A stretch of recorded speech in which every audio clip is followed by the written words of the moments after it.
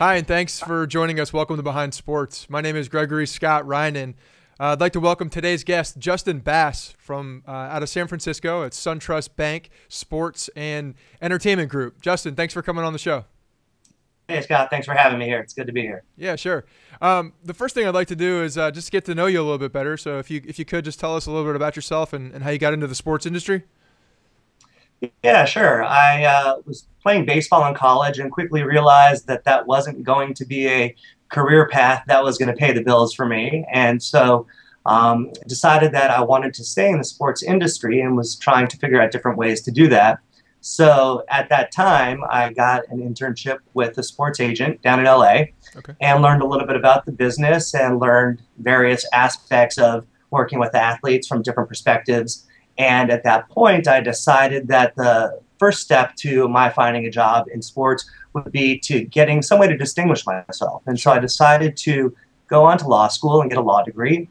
And when I was in law school, my career path was a bit different than most of my classmates. While they were looking for jobs in the law firm sector, I was having a more atypical search, looking for various jobs in the sports industry. So reaching out to teams and general counsels and companies that were involved in sports in different capacities.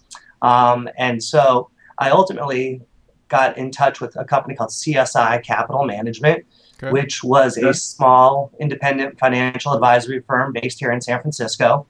And I got a job there first as a law clerk. And after my first day on the job, I realized that it was a really unique place. It was a nice combination of law, business, finance, and dealing with people, and 3 or 4 different areas that I thought were interesting. Sure. So I worked there and worked my way up, like I said, from being a law clerk to becoming a managing director and a partner, and was there for about 15 years until we sold the company in 2011. It was around that time when SunTrust came in and their private wealth management group decided to acquire the CSI brand and make us part of the sports and entertainment group at SunTrust Bank. And at the time, we were managing about $1.5 billion under assets. And they thought that it was a good fit for us to come over to the bank and put our experience on their platform. And that's where I am now today. Great. Well, that's a nice. That's a long trip. It seems like you've been in the sports industry for quite some time, even just from your playing days. What position did you play? I was a middle infielder. Okay, good deal. Yeah. Well, great. Can you go over just some of the services that you guys offer to some of your clients? And I see NBA jerseys in the background. Do you primarily work with NBA clients? Well, firm-wide, we actually represent about 100 clients, give or take, and they run the gamut from NBA to NFL, baseball, a few Olympians, and we've even had a few mixed martial artists over the years. Okay. As far as my personal clients, the majority tend to be basketball players. Work with a few football and baseball players as well, but mostly basketball. Good deal. As far as the services that we provide, we have basically a whole suite of offerings, but we kind of break it down into 2 separate, distinctly different services. The first is what we would call the investment counseling service, and that is your traditional money management. So we actually work with a client to develop a investment plan, learn about his or her goals and risk tolerance, etc., and construct a portfolio that hopefully matches what the goals are. And so we actually pick the portfolio, pick stocks, evaluate investment opportunities, and help the client manage the portfolio that way. Okay. And then the second broad service we offer is actually what we call our financial management. And that's really kind of an umbrella name for anything else that has a dollar sign before it. So it includes things like bill paying and budgeting and accounting services, but we also help our clients, coordinate their tax preparation and assist them with legal related services with outside providers when they need it and things like that. Okay. Now, are you guys directly involved at the time when they're signing contract negotiations, or you're signing the contracts and going through negotiations and working with the agents? Is that kind of when you guys step in, or is it after they have their contracts usually?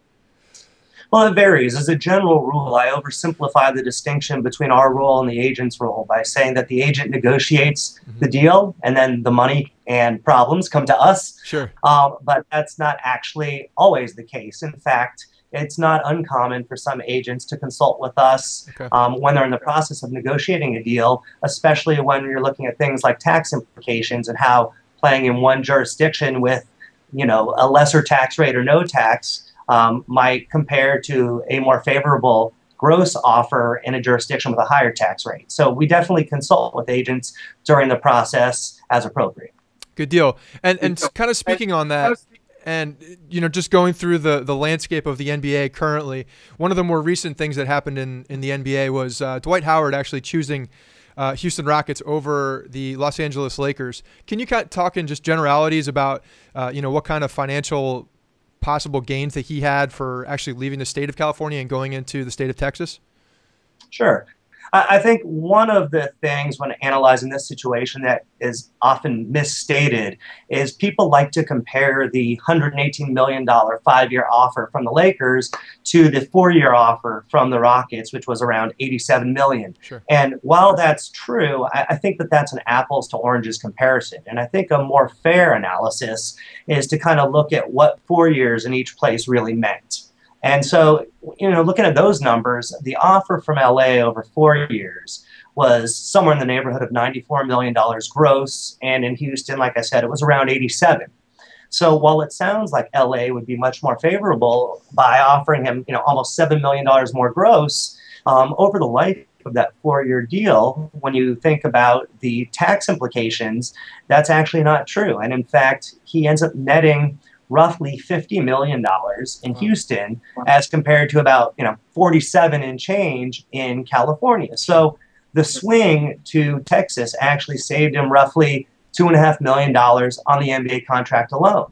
Then in addition to that, you also have the avoidance of any tax on any endorsement income or portfolio income that he'll have by virtue of establishing his residency in Texas. So over that 4-year time frame, there is actually a significant savings to Dwight by picking Texas over California.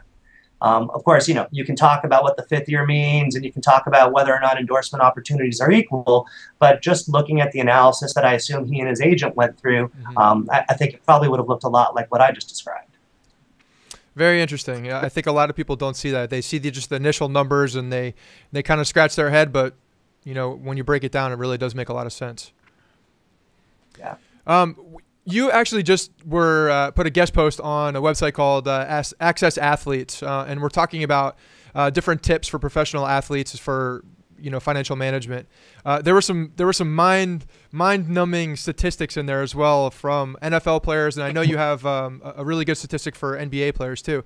Can you talk a little bit about just the percentages of guys who are actually getting into trouble in the two leagues and go through some of those? I think you had 8 tips on that in that article. Love to hear some about those tips as well. Yeah, sure. The statistic that I quoted was from a 2009 Sports Illustrated article. Okay. And basically it stated that 78% of NFL players are either bankrupt or suffering from financial hardship within 2 years of their retirement, which is absolutely astounding. Yeah, that's insane. Yeah, and not faring much better, unfortunately, were the statistics for the NBA players, which were basically about 60% of all retired players are suffering the same type of financial hardship within 5 years of retirement. So, the simple fact and the scary point is that players are making a ton of money, but not really ending up with a lot of it. And that, of course, results in the question, what's happening to all the money? Right. And how is this problem happening? And I think equally, if not more importantly, what can be done to make sure that athletes are not just another statistic at the end of their careers? So speaking first to some of the reasons why we see these problems, these staggering numbers, you can point to any host of reasons why guys are not ending up with the kind of money that they should. But I think some of the primary issues are overspending, really small windows of opportunity to earn a lot of money, right. Some poor investment choices and or trusting the wrong people, sure. And sometimes just a lack of either understanding or more likely experience in dealing with financial affairs. And I think when you wrap those things up, coupled with youth and overly generous personalities wanting to help people, you kind of have a recipe for disaster if the player is not equipped with some good financial advice along the way.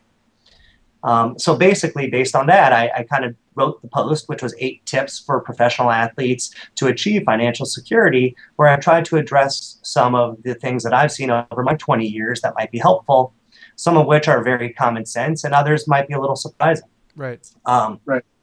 I guess one of them, the first point that I made was, he who dies with the most toys does not win. Sure. And, I think athletes need to be aware of the allure of the tangible and the keeping up with the Joneses mentality. There's a pressure both externally from what the general public expects to see, and even a competition internally amongst teammates as to how they spend their money and what toys each one has. And, buying things like cars and jewelry and homes, oftentimes those are depreciating assets. A home purchase might be a wise investment, but those other things are depreciating assets. And, it's interesting when you think about an athlete who's making $1 million a year. Objectively, that sounds like a lot of money, and that is a lot of money.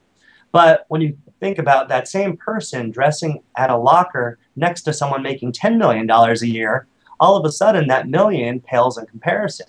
And you have this pressure with the person making 10 million, driving certain cars and living a certain lifestyle, and the guy in the locker next to him trying to keep up with that. Yeah. You don't think about the peer pressure in the actual locker room. That's a really good point. Yeah, I think that's one, I often tell my clients, I say, would you rather live like a king for a few years and end up with nothing, or live like a prince forever? Right. And the reality is, a prince can live a pretty nice lifestyle. Yeah. But, I've also had clients tell me, I came into this world with nothing, I'm going to go out with nothing, and I'm going to enjoy the ride. And those are usually people that don't remain clients for a long time. So it really is just something that is endemic in the culture and the personality sometimes.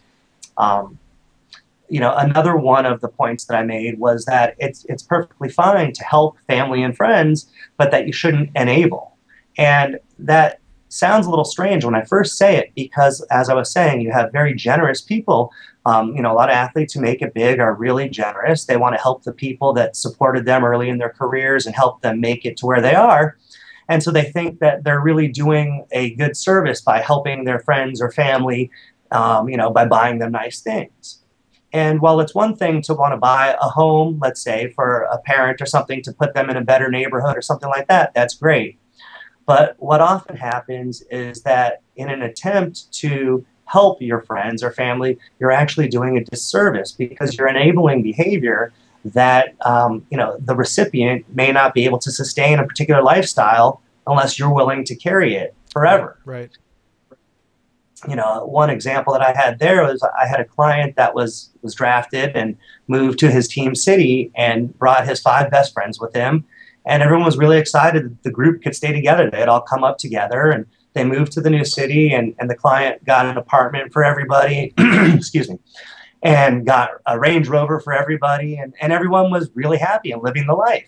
And that was great for the first couple years. And then a few years later, when the client started becoming a bit more fiscally responsible and starting to evaluate what his savings was looking like and what his expenses were looking like, he said, I don't want to carry these costs anymore. Mm-hmm. I explained that, first of all, his name was on the lease for each of the cars. So despite my warning him about that early on in the process, now he was kind of on the hook for the duration. And so it was just the kind of thing where, when he decided he wanted to stop with those responsibilities, he also left his friends in a situation a few years later where they hadn't really developed any skills to go out and support themselves with, job training or school training. And so it was unfortunate, because he thought he was helping them when in fact he was holding them back. Right.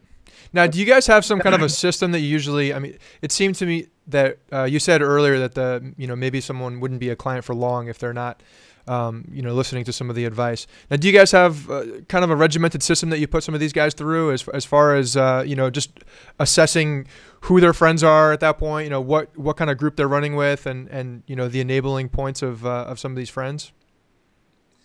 I wouldn't say that there's a specific protocol that we undertake, but absolutely we as we get clients and they evaluate our performance, we do the same with them. Sure. And by that, I mean, hopefully we develop a budget with them, so we have a way to monitor what they're spending, what their savings goals are. we review that both internally and also with the client directly because we want them to be involved in the process. And if we see signs that give us concern, like a person is overspending or never listening to our advice or insistent upon investing in things that we advise against, there are times where we'll part ways with clients. First we'll try and talk about it and hopefully develop a plan where we can actually work with the client to hopefully work through some of these things.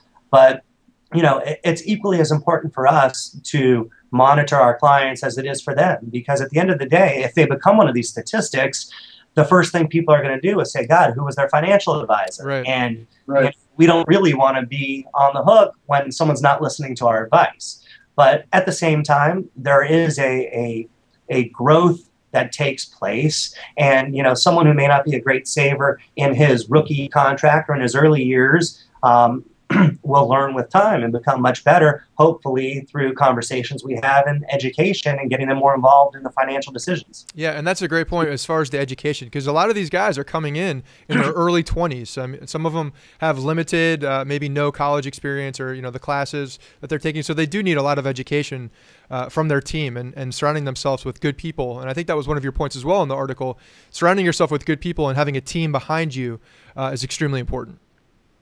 Yeah, that's absolutely right. I think today as athletes, they're not just players, but they're their own businesses. Right. And the athlete is the CEO of his or her own business. Right. And it's incumbent upon that CEO to hire a good board or good professionals, if you will, to provide a system of checks and balances. And, the tricky part there is that even when an athlete is trying to do things the right way, it's not always easy because in the process of undertaking due diligence, the athlete just might not have experience in evaluating who is really qualified and who is not. And so you have to be very careful with the people that are in the sphere of influence of the athlete to make sure that they truly have their best interest at heart in selecting the professional team to help them.